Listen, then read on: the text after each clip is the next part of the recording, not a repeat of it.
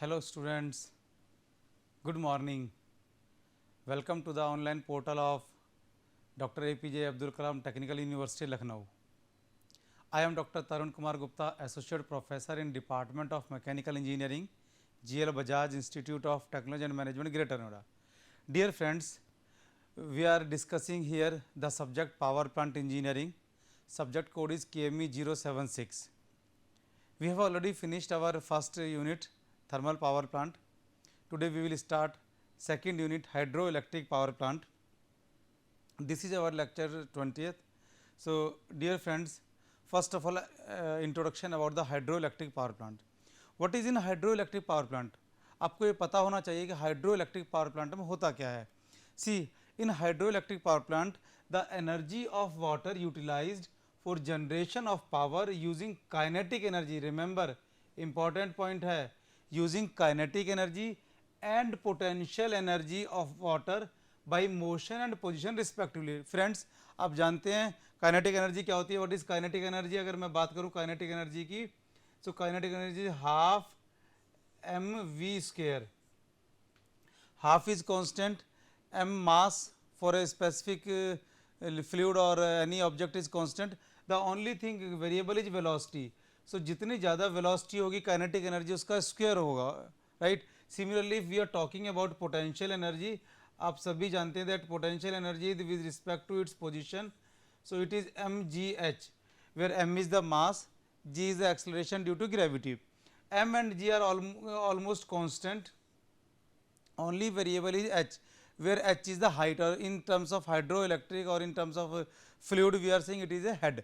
So जितनी ज़्यादा height होगी water की उतना ज़्यादा potential energy होगी, right? So kinetic energy and potential energy दोनों में से कोई एक भी हो सकती है. अगर काइनेटिक एनर्जी भी है या only potential energy is there, और there is a combination of both kinetic energy as well as potential energy. So दोनों टाइप की जो एनर्जी है, काइनेटिक एनर्जी और पोटेंशियल एनर्जी, दोनों टाइप की एनर्जी चाहे वो अलग अलग हो या मिक्स हो, दोनों टाइप की एनर्जी को हम कन्वर्ट कर सकते हैं इलेक्ट्रिकल एनर्जी में. सो फ्रेंड्स, सबसे पहले आपको ये पता होना चाहिए कि हाउ हाइड्रो पावर वर्क्स. आप डियर स्टूडेंट्स, आप अच्छी तरह जानते हैं that we can not create the water. Large quantity of water को हम लैब में क्रिएट नहीं कर सकते, राइट? सो वाटर आता कहाँ से है? Water is available on earth, right? And there is a water cycle, right? तो ये जो हाइड्रो पावर है, it works on hydrologic cycle describing the flow of water throughout the earth. अब देखिए एक डायग्राम, एक फिगर हमने यहाँ पर शो किया हुआ है which shows water cycle. If you can see this figure, see in this figure there is a precipitation may be in terms of snow, ice, right? Rainfall. So किसी भी तरह से precipitation हो सकता है. इसको हम precipitation से शुरू कर रहे हैं, वापस precipitation पर आ जाएंगे so that आपको ये पता पड़े कि it is a complete cycle. So whether it is in the form of ice, snow, rain, किसी भी फॉर्म में अगर है तो ये अर्थ पर आती है, राइट? उसमें से कुछ इवेपोरेशन हो जाता है और कुछ अर्थ के ऊपर फ्लो करता है, and there are some seepage losses. So due to that seepage losses कुछ वाटर या जो है वो अर्थ के अंदर इनफिल्ट्रेट हो जाता है. That is known as ground water. देखिए this is, we have mention it, infiltration. So this is known as ground water.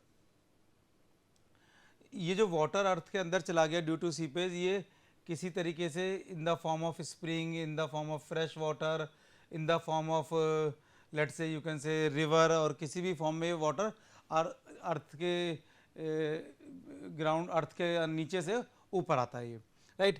And all the water, all the types of water, all the sources of water, whether they are river, they are कोई भी source है, चाहे वो अर्थ के ऊपर है या अर्थ के नीचे है, उस सभी की टेंडेंसी होती है it flow toward the ocean और toward the sea. It flow toward the ocean और toward the sea, right? Now whenever water is traveling from hills, or you can say top to bottom, or hills to ocean, or hills to sea, so it always evaporate. हमेशा ये evaporate होता है. कुछ water plants के through हमारे पास ऊपर आता है. प्लांट्स हमने जो लगाए हुए हैं अर्थ पर, they get their food from the water and water coming from the earth, right. So वहाँ से भी इवेपोरेशन होता है. So we have mention it plant uptake. So evaporation is always there. Even if there is a raining, बारिश भी हो रही है उस समय भी इवेपोरेशन होता है. सो ये जो इवेपोरेशन है, चाहे वो सी से हो रहा हो, चाहे वाटर की किसी भी बॉडी से हो रहा हो, स्प्रिंग से हो रहा है, लेक से हो रहा है, रिवर से हो रहा है, प्लांट से हो रहा है, ह्यूमन से हो रहा है, एनिमल से हो रहा है, इवन यहाँ पर हमारा आइस स्नो से हो रहा है. सो ये जो भी ये वाटर है इवेपोरेट हो रहा है, इवेपोरेट हो रहा है जो water, this water goes to the atmosphere and it get condense. और जब ये कंडेंस होता है, कंडेंस होने के बाद दोबारा से प्रेसिपिटेशन की फॉर्म में ये वापस अर्थ पर आता है. सो it is A complete cycle. What I can से हियर कि वाटर ख़त्म नहीं हो रहा, वाटर फिनिश नहीं हो रहा, वाटर का कंप्लीट साइकिल है. हम जो कहते हैं कि water is going to be finish, that is about the drinking water. But if we are talking the net quantity of water, water finish नहीं हो रहा. अगर इवेपोरेशन भी हो रहा है तो इवेपोरेशन के बाद वो वापस किसी न किसी फॉर्म में अर्थ पर वापस आ रहा है, weather in the form of ice, snow, rains और any other form, right, fog, किसी भी फॉर्म में वापस आ रहा है. और फिर से ये साइकिल कंटिन्यूस हो रहा है. इवेपोरेशन होता है, वापस आता है, इवेपोरेशन होता है डिफरेंट वाटर बॉडी से, then it come back. So it is a hydro power, it is a hydrological cycle. और इसी साइकिल की हेल्प से, इसी साइकिल के बीच में हम क्या करते हैं, इस वाटर को यूज़ करते हैं just to generate the electricity. Right, we are not consuming the water. Friends ध्यान रखना, हम वाटर को कंज्यूम नहीं कर रहे, हम वाटर को यूज़ कर रहे हैं. ठीक है. अब देखिए, हाँ मैंने कहा हम वाटर को यूज़ कर रहे हैं, हम बिकॉज हम our subject is power plant engineering. So यहाँ पर we will discuss only about the usages of water for generation of hydro electric energy, और the plant where we convert potential energy or kinetic energy into hydroelectric energy, that plant is known as hydro power plant. Here we have mentioned hydro power plant, इसको हम कहते हैं. सो एक basic layout हमने यहाँ पर draw करने की कोशिश की है जिससे आपको समझ में आ सके कि हाइड्रो इलेक्ट्रिक पावर प्लांट या हाइड्रो पावर प्लांट किस तरीके का हो सकता है. सो देखिए dear friends, there is a water storage. ये जो वाटर स्टोरेज है ये नेचुरल भी हो सकता है और वाटर स्टोरेज आर्टिफिशियल भी हो सकता है. अगर नेचुरल वाटर स्टोरेज है, it is general in the form of lake. High altitude पर, हिल से में, पहाड़ों के ऊपर बड़ी बड़ी लेक्स बन जाती हैं. सो दैट में वर्क एज नेचुरल रिजर्वायर. और अगर हमारे पास नेचुरल रिजर्वायर में सफिशेंट वाटर क्वांटिटी नहीं है, so we can create artificial reservoir. Artificial reservoir क्या करते हैं, we identify suitable site. I will discuss it later about the site selection. So we identify suitable site, और उस suitable site पर हमने क्या किया, एक डैम हमने बना दिया जिससे कि वाटर को स्टोर किया जा सके. राइट, डैम की हाइट कितनी होगी डिपेंड करता है, बहुत सारी कंडीशंस पर डिपेंड करता है कि वाटर कितना अवेलेबल हो सकता है, अर्थ की बियरिंग कैपेसिटी कितनी है, एक्सेट्रा एक्सेट्रा, बहुत सारी चीज़ों पर ये डिपेंड करता है. So here our target is just to discuss basic layout of the hydroelectric power plant. So एक डैम हमने यहाँ पर लगा दिया. डैम कंक्रीट का हो सकता है या कि कोई मेटेलिक भी हो सकता है, also depend on various factors, we will discuss it later on. So dam बनाने से क्या होगा, वाटर विल कलेक्ट हियर, और वाटर कलेक्ट होने से क्या होगा, वाटर का हेड इंक्रीज हो जाएगा, हाइट इंक्रीज हो जाएगी. और हाइट से कौन सी एनर्जी इंक्रीज होती है, यस, पोटेंशियल एनर्जी. सो ये जो पोटेंशियल एनर्जी है it will increase because we are increasing the height of the water. Clear है, okay. When we increase the height of the water we collect the water. So हमने क्या किया, एक pen stock, you can say like a conduit, एक passage, एक pipe, आप कुछ भी कह सकते हैं. तो एक पैसेज, एक पाइप हमने यहाँ से लगा दिया. ध्यान रहे, ये जो कंड्यूट है, पाइप, पैसेज है, ये बिल्कुल हमने बॉटम में नहीं लगाया. बॉटम में क्यों नहीं लगाया कि बॉटम में काफ़ी सारी डेब्रीज हो सकती हैं कुछ, और सिल्ट भी हो सकती है. सो हम नहीं चाहते कि ये जो सिल्ट है, डेब्रीज है, ये पावर प्लांट में टरबाइन तक पहुँचे. सो इसलिए हमने बॉटम से थोड़ा सा ऊपर ही कंड्यूट या एक पैसेज या पाइप हमने यहाँ पर लगा दिया. Right, so water is coming through the pipe, और यहाँ पर एक हम फिल्टर लगा देते हैं साथ में. Here we are using a filter.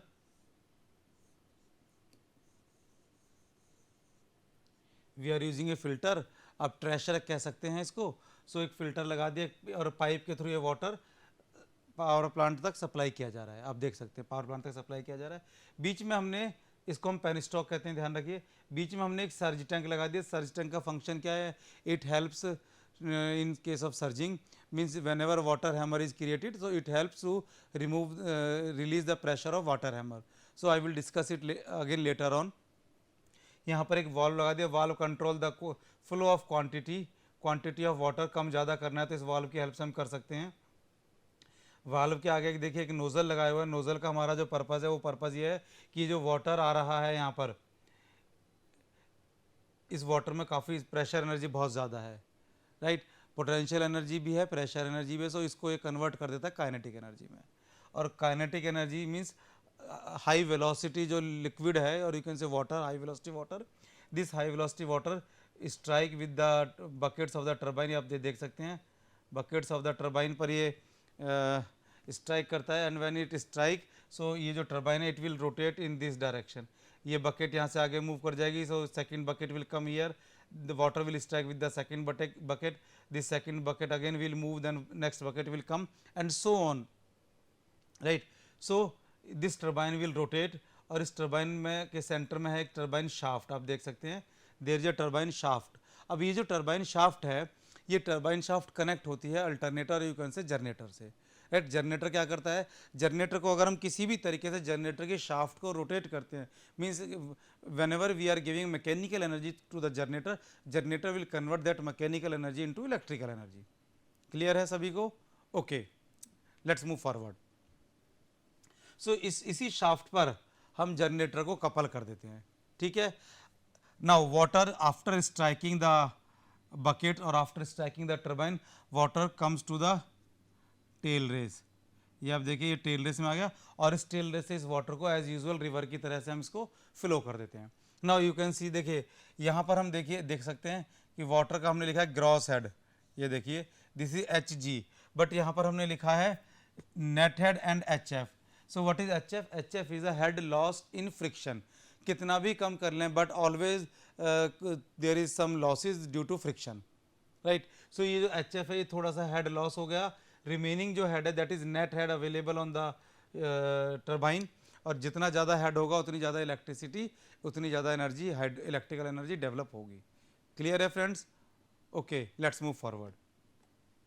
Now what are the main parts of hydraulic power plant if you want to see? So these are the important part of the hydraulic turbine. It doesn't mean कि केवल यही part होते हैं, बहुत सारे parts होते हैं, लेकिन these are the important part। जैसे मैंने लिखा कैचमेंट एरिया, ठीक है, reservoir, dam, inlet water way और स्पिलवे, कंड्यूट और penstock, surge tank, prime movers, tail race और outer waterways, and powerhouse.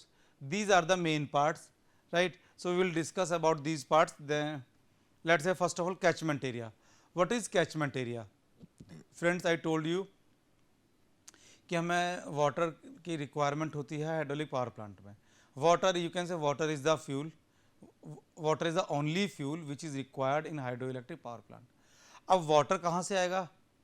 Generally river से आएगा।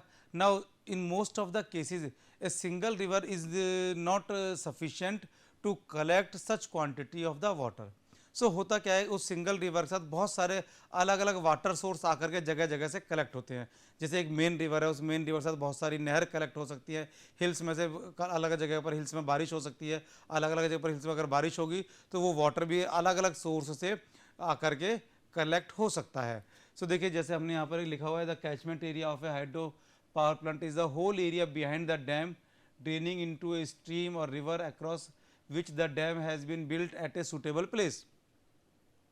एक डायग्राम हमने यहाँ पर दिखाया हुआ, अगर आप देखना चाहें, देखिए ये एक डैम है, एक्चुअल में तो क्या है, ये रिजर्वायर है, ये जो आप देख रहे हैं ना, ये रिजर्वायर है, ये सारा, ये एक्चुअल में तो this is the reservoir, this is the reservoir, right. अब बाकी क्या है, ये जो आप देख रहे हैं ये सब, these are the various streams, various small canals, कि कहीं भी बारिश होती है तो फ्लो इस तरीके से होता है उन स्ट्रीम से, उन कैनाल से, कि वो इस कैचमेंट एरिया की तरफ, इस स्टोरेज की तरफ आता है।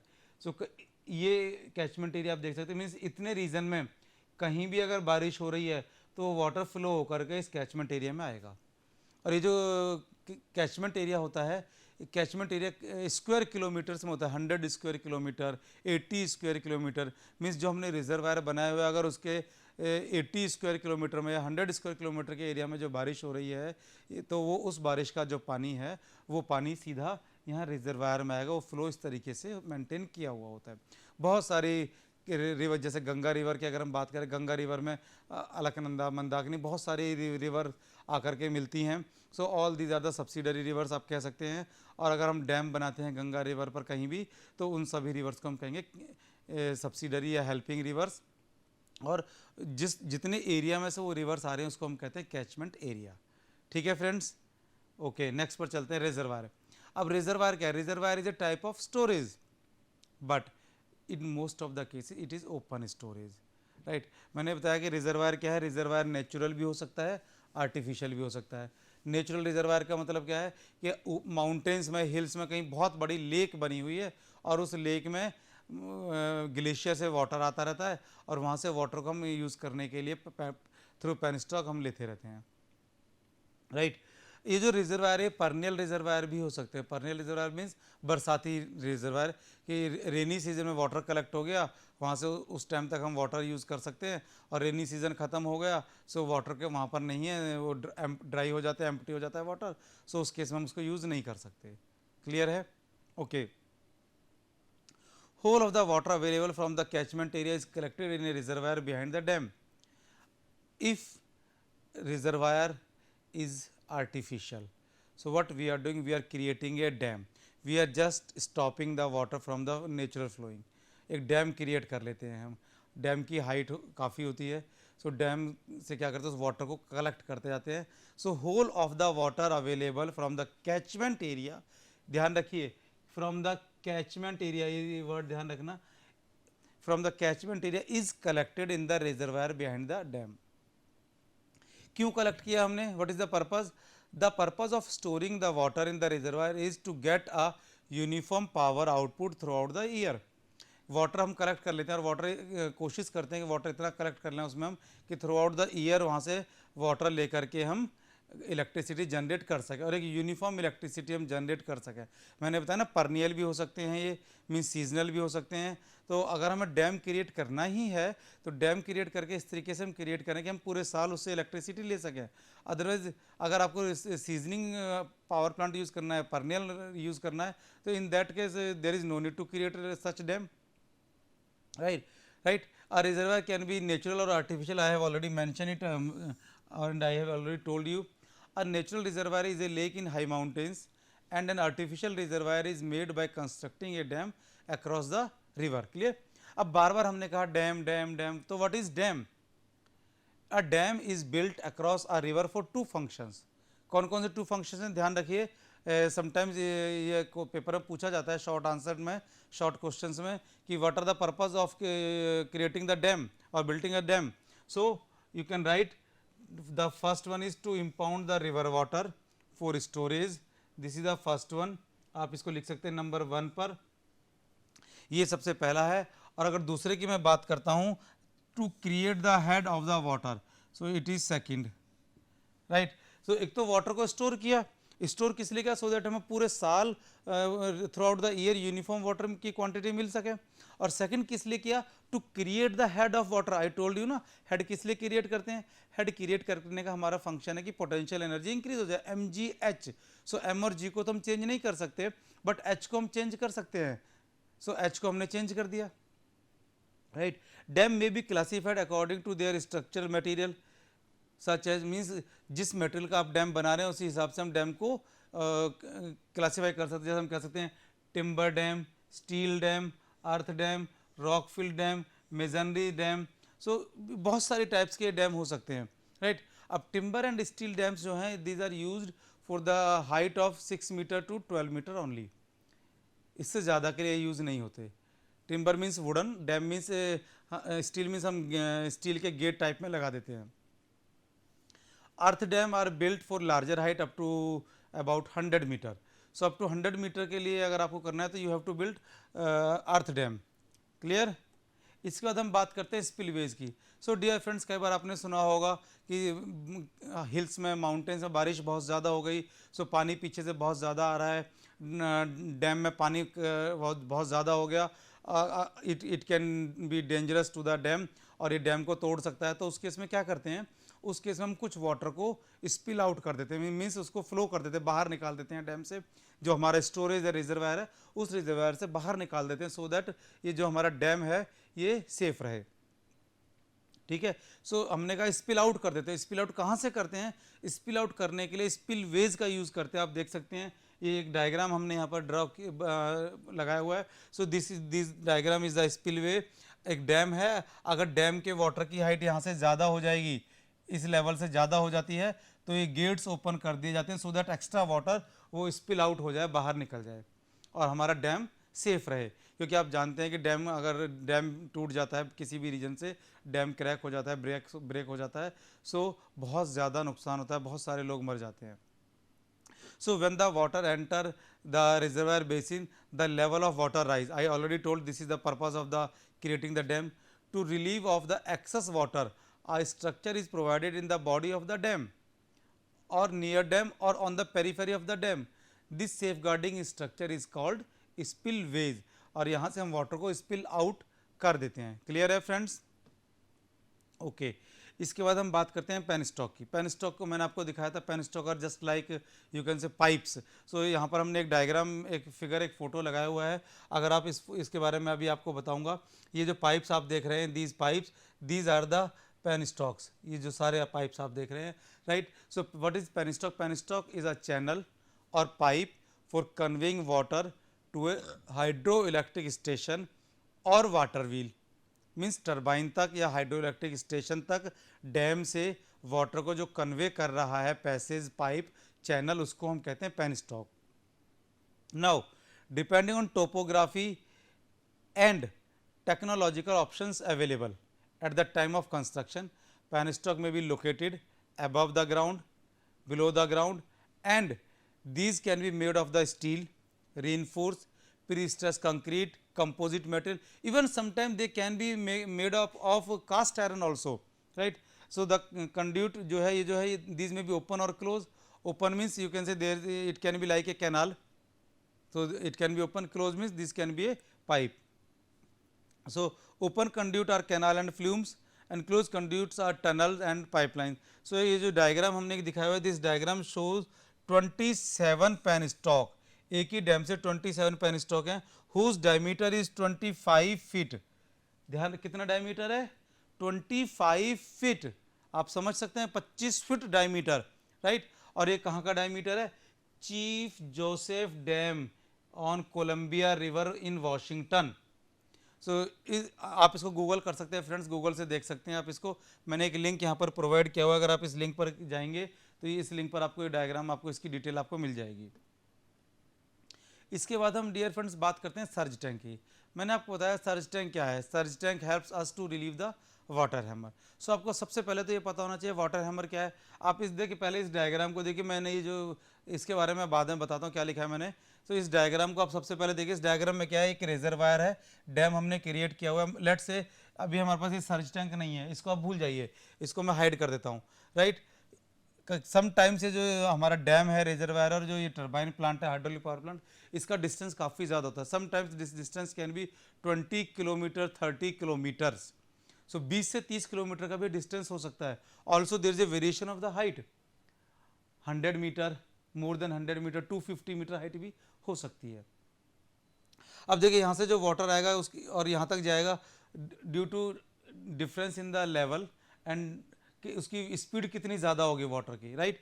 अब मान लीजिए आपने किसी भी रीजन से इस वाल्व को बंद किया, आपको इलेक्ट्रिसिटी की रिक्वायरमेंट कम है, सो व्हील को कम रोटेट करना है, आपने वाल्व को बंद कर दिया।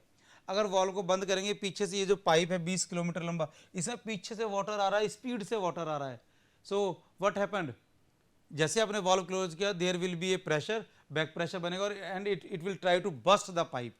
ये पाइप को तोड़ने की, बस्ट करने की कोशिश करेगा, राइट। सो हमें क्या करना है कि ये जो एक्सेस प्रेशर जनरेट हुआ, इस एक्सेस प्रेशर को हमें रिलीज करना होगा। सो हमने क्या किया, एक पैसेज यहाँ पर बना दिया which is near to the valve. जैसे हमने वाल्व क्लोज किया और ये प्रेशर क्रिएट हुआ, ये सारा के सारा एक्स्ट्रा वाटर यहाँ पर कलेक्ट हो जाएगा आकर के, और हमारा जो पेन स्टॉक है it will be safe. Clear है?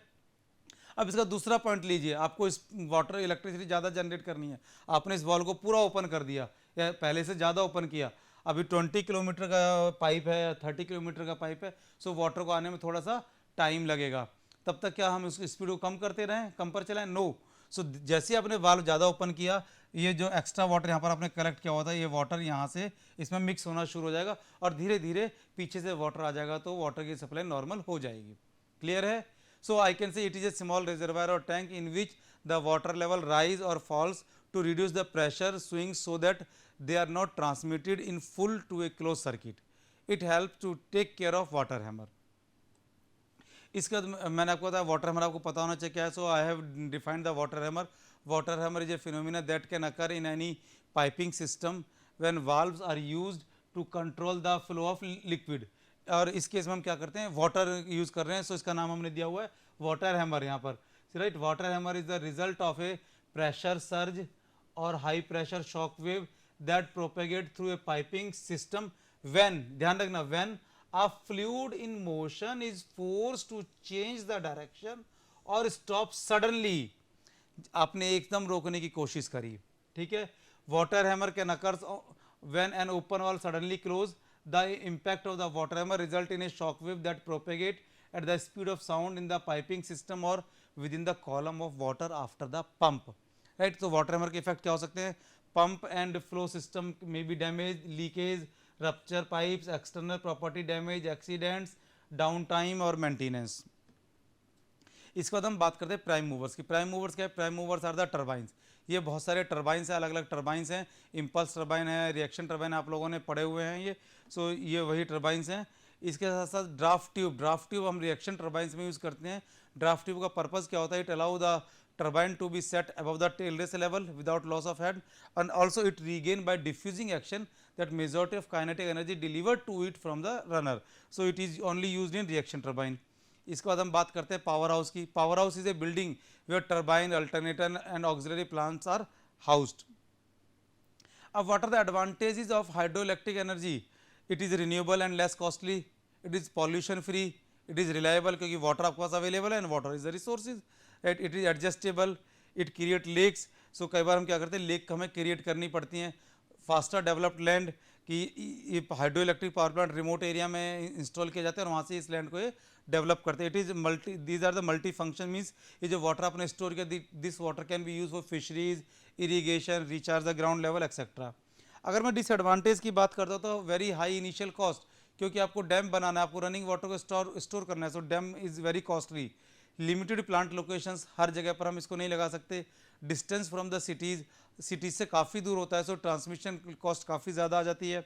इम्पैक्ट ऑन फिशेज़ पर कैसे इम्पैक्ट होता है कि जितना आपने वाटर कलेक्ट किया सिर्फ वहाँ पर ही फिश रह सकती है. Fish can not move beyond the dam. Carbon and methane emission, क्योंकि whenever you are constructing a dam तो बहुत सारे प्लांट्स और काफ़ी सारी डेब्रीज उसके अंदर रहती हैं. राइट, सो उनसे क्या होता है कि they release high quantity of carbon and methane, susceptible to droughts and flood risk. अब देखिए कई बार क्या होता है, कभी कभी ज़्यादा वाटर हो जाने से डैम टूट जाता है. तो देखिए अभी जो हमारे पास हिस्ट्री है, biggest dam failure in the history is the Banqiao dam failure due to excess rainfall from a typhoon. The dam collapsed and result the death of 1,71,000 people. आप इसको गूगल करके देख सकते हैं फ्रेंड्स. अगर मैं साइट सिलेक्शन की बात करता हूँ तो हर जगह पर हम डैम नहीं लगा सकते हैं. So there are some suitable sites where water is available. आपको वाटर की अवेलेबिलिटी चेक करनी है, वाटर की स्टोरेज कितनी क्वांटिटी में आप वाटर हाइड कर सकते हो, हेड कितना क्रिएट कर सकते हो. Right, distance from the load centre, access to site, type of the land. Also you have to check the bearing capacity of the soil, whether they can bear the dam और not. Right, so thank you friends, thank you very much.